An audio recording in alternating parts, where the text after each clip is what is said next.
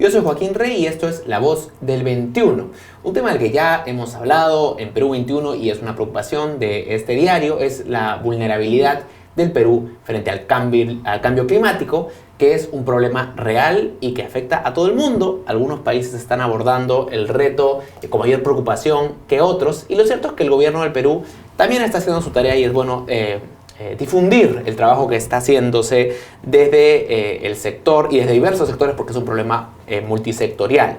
Para conversar de este tema hemos invitado el día de hoy a la ministra del Ambiente, la señora Lucía Ruiz, que se encuentra ya con nosotros. Ministra, ¿cómo está? Hola, buenos días, Joaquín, ¿cómo estás? Gracias a usted por venir. Y quisiera empezar preguntándole por Perú Limpio, que es una estrategia multisectorial que está liderando el Ministerio del Ambiente. ¿De qué va esta estrategia? ¿Por qué surge? ¿Cuáles son las líneas de acción? Está íntimamente ligada a algo que acabas de decir. En esta lucha contra el cambio climático, que por supuesto es multidimensional y tiene muchos factores, un tema puntual está en el adecuado manejo de residuos sólidos, no solo municipales, probablemente industriales también. Entonces, como país se decidió establecer una fuerte estrategia nacional de abordar el tema de la gestión de los residuos sólidos en el país. Y te dije que no solamente son de carácter municipal, porque probablemente nosotros viviendo en ciudades, centros poblados, etcétera, podamos estar más relacionados con el tema del manejo de residuos, sino que también tenemos líneas de trabajo que están relacionadas con, por ejemplo, materiales de construcción, residuos de la industria, residuos de la agroindustria, residuos pesqueros. Es decir, hay diferentes roles, pero en este momento estamos fuertemente relacionados a fortalecer un adecuado manejo de residuos sólidos a nivel nacional, con participación de todos, no de todos los sectores solamente. El manejo de residuos sólidos, porque, digamos, para gente que no tiene un conocimiento muy profundo del tema, uno piensa que la basura es basura a veces, pero hay, digamos, más detalles a tomar en cuenta. ¿Qué es un buen manejo de residuos sólidos? Por supuesto que hay más detalles. Te cuento. Efectivamente, hay gente que piensa que la basura es basura y no es cierto. ¿Por qué? Porque solo la mitad de la basura que producimos en nuestro país, por ejemplo, son 19.000 toneladas diarias de basura que producimos en nuestro país. 3 estadios nacionales repletos de basura. Al día. Eso es impresionante. Al día. El 50% es orgánico. El 50% viene de productos de comida y de cosas que pueden ser compostables, que implica que pueden volver a convertirse en ese suelo, en esa materia orgánica que incluso pueda mejorar nuestros cultivos o nuestro suelo. La mitad. De esos 19.000 toneladas, ya acabas de reducir la mitad, que no la tienes ni que enterrar, ni que botar, sino que puede volver a crear naturaleza. ¿Qué hago con mi otro 50%? Bueno, de ese 50%, 20 puede ser reutilizable. Papel, cartón, vidrio, plástico. Hay empresas que ahora están promocionando que las aguas que venden las venden en botellas que están absolutamente hechas con material reciclado. Lo que ocurre es que esa misma compañía que vende no solamente una línea de agua, sino que vende bebidas, solo puede conseguir 100% del reciclaje en esta botella porque no hay oferta suficiente. Como peruanos no estamos acostumbrados a reciclar. Al no estar acostumbrados a reciclar, a veces esas botellas PET de bebidas gaseosas o de agua terminan en el mar, en los ríos, estás en las carreteras y las ves que te las tiran por las ventanas de los autos. Entonces hay todo un 20% que también podría volver a una economía formal. Te queda entonces solo un 30% que es ya productos que tienes que enterrar porque probablemente son o peligrosos o ya no son reutilizables. Pero el 70% no tendría que acabar así. 70% no debería La quedar. gran mayoría. Qué bueno fuera que como país tuviéramos una fabulosa infraestructura de rellenos sanitarios. Entonces no habría problema. Ciudades como Lima tienen la oportunidad de que sus municipios lleven a los rellenos sanitarios la basura. Pero ¿no les ha pasado que han estado viajando por el país y estás pasando por la carretera y empiezan a volar las bolsas porque al costado de la carretera hay un botadero? ¿O vas a hacer un viaje fabuloso a algún lugar hermoso del Perú y lo que encuentras es una montaña de basura? Esos botaderos son en este momento como 1.800 en el país. Que no tienen el tratamiento cada adecuado. Pequeño centro poblado, cada municipio tiene por ahí una torre de basura porque no has sabido adecuadamente reducirla. Esto que te estoy contando puede ser muy cercano para que nos estén escuchando porque suena muy urbano, muy municipal. Ahora imaginemos esto mismo en las industrias, imaginemos esto mismo en la construcción, con todo lo que son residuos, o en cualquier empresa extractiva. Necesitamos saber manejar nuestra basura o nuestros residuos.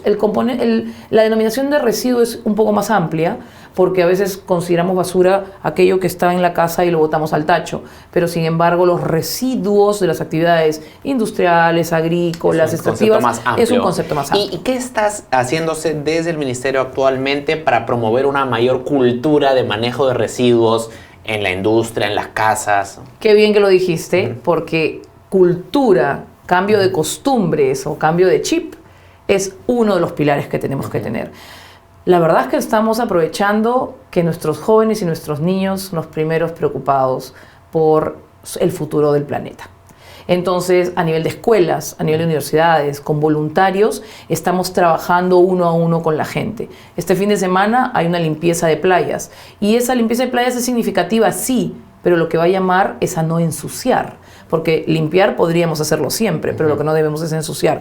Eso lo hacemos con gente, con voluntarios, con campañas masivas, sea con ustedes como medio de comunicación y líderes, o sea de boca en boca, con redes sociales, como lo que fue Menos Plástico Más Vida. Este hashtag fue increíble el año pasado y logró que hacia fin del año 2018 se aprobara la ley del plástico de un solo uso, cañitas y tecnopor, que hace que ahora esté prohibido y progresivamente durante 2 años vamos a terminar con un país en el que no se va a producir ni cañitas ni tecnopor ni bolsas de plástico de un solo uso, porque va a estar prohibido hacerlo. Entonces eso es súper importante, pero es solo un pilar. Cuando hablas de lo cultural, es importante y es clave, pero además como país, como gobierno, de la mano con los municipios, estamos trabajando fuertemente con infraestructura. Yo te acabo de hablar de rellenos sanitarios, que deben ser los lugares a donde vaya ese 30% que ya no podemos disponer. Bueno, esos rellenos sanitarios no existían en el país en la cantidad suficiente y en los últimos años esperamos terminar este gobierno habiendo ya llegado a 72 rellenos sanitarios en el país, que es un número bien significativo porque hace 4 años solo habían 29. Y quisiera preguntarle por la relación que hay entre el manejo de residuos y el cambio climático, porque mucha gente piensa que el cambio climático tiene que ver con la emisión de gases de efecto invernadero, con los carros, pero a veces no vemos la relación tan clara entre residuos sólidos y cambio climático. ¿Cómo es esta vinculación? Buenísima pregunta, porque nos vamos a quedar solo en eso, que entendemos como gases de efecto invernadero. La verdad es que esta emisión de gases, que pueden ser de diferentes tipos, cuando vienen de la basura, es por descomposición, se lanza a la atmósfera metano. Lo que ocurre es que cuando estás en un botadero y piensas que ya no sabes qué más hacer con la basura, le prendes fuego y empiezas a emitir gases, porque estás quemando, que bueno fuera, cosas orgánicas. Ahí estás quemando llantas, plásticos, ¿cierto? Esa emisión de gases está muy relacionada con un mal manejo de residuos sólidos.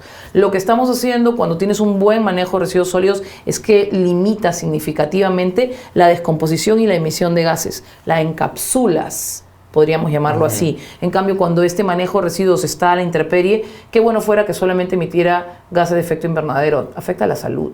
Cuando escuchamos que en Villa María del Triunfo la gente dice, ¿cómo de un día a otro tengo 4 toneladas de basura en la puerta de mi casa? Te estás dando cuenta de que eso atrae moscas, ratas, cucarachas, y estás teniendo un foco de infección que impacta en la salud de las personas y es terrible. Esto que impacta a la salud también impacta al medio ambiente con las emisiones, la descomposición, el metano que suelta, etc. Ahora, yo me pregunto cómo generar sentido de urgencia, ¿no? Porque a veces, por ejemplo, cuando hay problemas de salud pública, como el tema pues, de la mortandad neonatal, ¿no? Todos nos preocupamos, está en todos lados, pero el tema del cambio climático y la vulnerabilidad ante el mismo se ve como algo, no sé, lejano, distante, que no me va a tocar la puerta mañana, digamos, ¿no? Entonces, ¿cómo generar este sentido un poco de tomar acción ya, a nivel de todos los ciudadanos? Mira, quizás aprendiendo un poco más cómo el cambio climático te afecta en tu día a día. Eso debería ser algo súper interesante. Nosotros como país acabamos de dar un ejemplo de que emitimos gases de efecto invernadero con un mal manejo de residuos sólidos, ¿verdad? Pero también lo hacemos con un mal combustible. Si tenemos, y nos ha ocurrido, y disculpa que siempre lo asocie con salud, pero es bien importante en las ciudades, un mal combustible en nuestros vehículos antiguos, que lo que emiten son, y ustedes los ven, ¿no es cierto?, por los tubos de escape, claro, humos negros que afectan no solo a la salud de las personas, sino emiten gases, es algo que deberíamos de desechar y de cambiar. Como país hemos hecho algo bien interesante. Hemos identificado durante 24 meses, de la mano de 13 sectores de gobierno y también con la sociedad civil, la academia y el sector privado, qué podemos hacer como país para cambiar el componente de emisiones que tenemos, reducirlo en un 30% con acciones concretas de mitigación y adaptación al cambio climático. Te voy a dar unos ejemplos.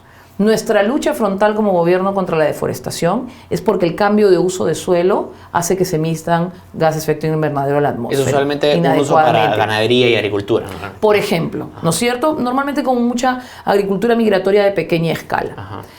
No nos damos cuenta y no sabemos que cuando escoges algo tan sencillo como comer papa o como comer arroz, estás escogiendo productos que impactan diferente al ambiente. ¿No es cierto? En nuestras pequeñas decisiones del día a día. Pequeñas decisiones de vida, Sí. esto es tan importante. Sí. A veces no entendemos el tema de, oye, ¿por qué ahorramos el agua? Muy simple, somos muy vulnerables al cambio climático.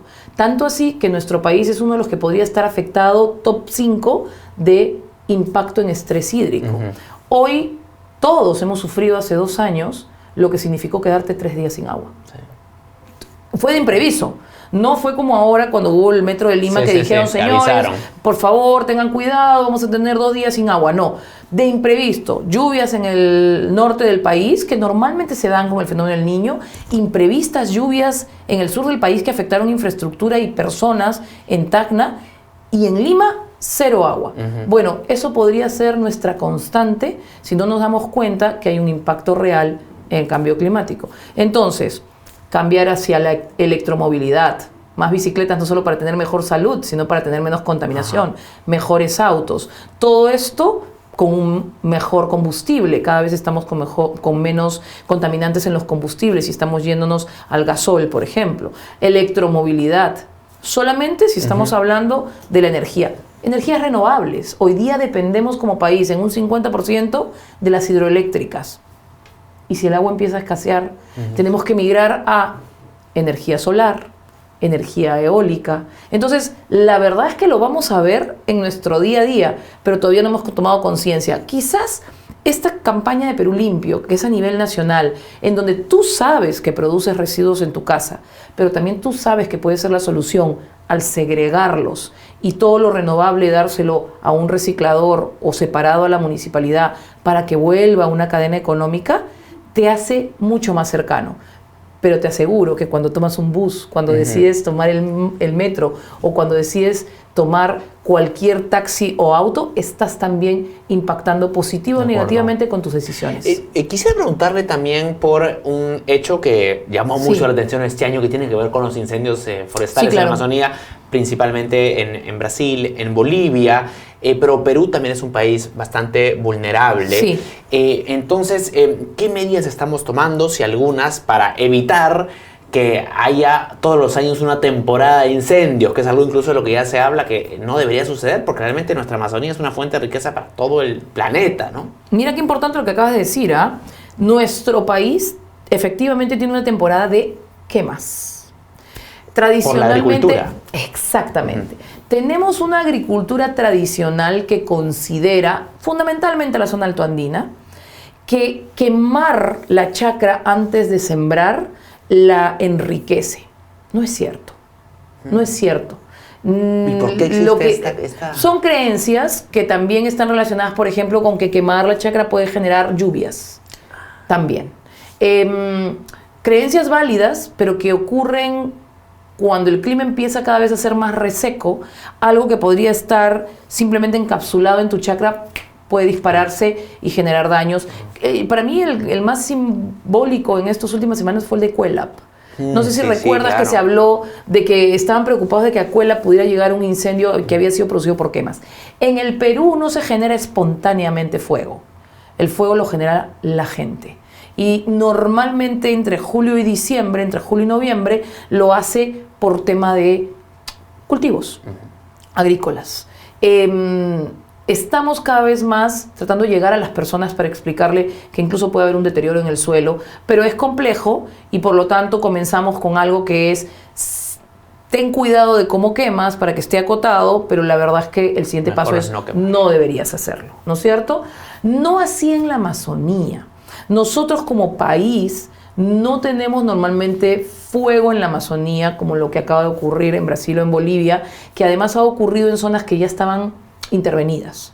Y nuevamente se les ha escapado el incendio. En la Amazonía, si ocurre algún incendio en particular, puede ocurrir por alguna ilegalidad como un tráfico de tierras o por alguna zona que ya estaba convertida a cultivo, porque lo hay en algunas zonas de la Amazonía, y lo que ha ocurrido es que nuevamente han tratado de quemar para efecto de mejorar el suelo. O sea, no es un incendio espontáneo por no, truenos, rayos. No tenemos hoy tal cantidad de cosas. No niego que haya algunos fuegos, y por eso es que hay que diferenciar fuego e incendio, ¿no? Puede haber algunos fuegos que se generen por lo que acabas de plantear, pero no es lo que va a generar algo mucho más masivo. Lo que genera algo mucho más masivo son quemas para agricultura que se escapan. Quisiera preguntarle por la Semana de Acción Climática que se viene ahora en el marco de la Cumbre de Naciones Unidas, que es la próxima semana. Entiendo que el Perú va a tener una participación, incluso va a recibir algunos reconocimientos. Totalmente. Yo siempre recuerdo y digo que como país tenemos que aprender, tenemos que saber que somos uno de los países que fue pilar en la decisión para el Acuerdo de París de la COP21. Porque todo el mundo habla de París, pero no se habla de la cumbre anterior que fue acá. Cuando más de 150 países ya tienen suscritos sus compromisos, nos olvidamos que en el año 2014 se llevó a cabo acá en el Perú, en Lima en particular, la COP20, y al año siguiente, en un trabajo conjunto entre Francia y Perú, con muchísimos otros países, evidentemente, pero con un trabajo continuo de 2 años, se llegó a París al acuerdo que hoy día hemos suscrito más de 160 países que están buscando mantener y bajar las emisiones para no llegar a más de 1.5 grados. La verdad es que es complicado, pero nosotros tenemos una ventaja. Normalmente piensas que cuando algo es de carácter global, nos perdemos como un país pequeño. Mentira, hacemos muchas acciones puntuales y acabas de dar un ejemplo. En la Cumbre de las Naciones Unidas, donde el presidente de la República va a participar, como participan muchas autoridades, presidentes, primeros ministros, hay toda la semana acciones concretas. Y el Perú va a ser reconocido como un país que de 20 iniciativas mundiales, 4 son peruanas y van a ser premiadas la noche del 24, si no estoy equivocada. De 24 son de Perú. De 24 son de Perú y las 4 están relacionadas con comunidades originarias peruanas, particularmente amazónicas. Son experiencias concretas de cogestión de áreas naturales protegidas por parte de comunidades aguajún, comunidades shipibas, etcétera, que saben cómo conservar sus territorios, saben cómo proteger sus bosques, vivir de ellos y desarrollarse con ellos. Eso es algo fundamental, yo creo que va a ser algo muy significativo. 20 premios que van a ser otorgados, 4 al Perú, es un número súper importante. Muy importante. Finalmente, para la gente que nos ve y quisiera informarse más de cómo participar en la campaña Perú Limpio y tomar acción en sus hogares, ¿dónde puede informarse? Mira, definitivamente las plataformas del Ministerio del Ambiente, pero cosas rápidas. Este fin de semana va a haber una limpieza de playas precisamente para concientizar.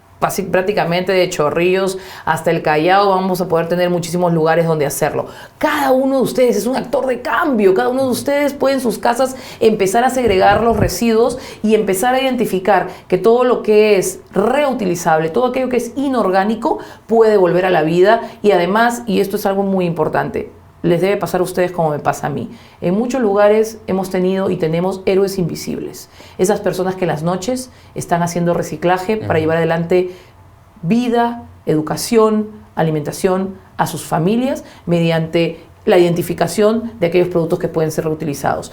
Todos podemos darle dignidad a estas personas, no necesitando mezclar los residuos, sino separándolos y saber que son gente que está ayudando a un ciclo así, invisiblemente, está ayudando a hacer un ciclo de un mejor manejo de residuos y un mejor planeta, aunque para nosotros pueden ser personas que en la sombra están pasando a trabajar en las noches.